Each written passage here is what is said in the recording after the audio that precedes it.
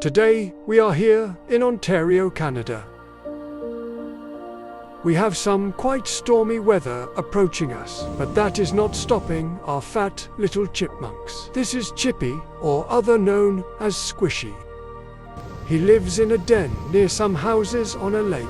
He follows a daily routine of getting up, running over to his cool, nice and cold spot under the car, but then he hunts, looking for some little kids to trade nuts for some cuteness.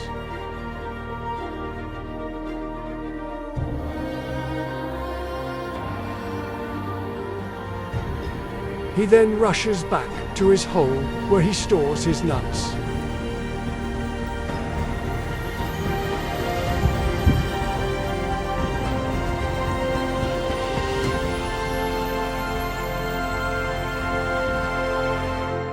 In loving memory of our fat, chunky, obese, massive chipmunk, Chippy,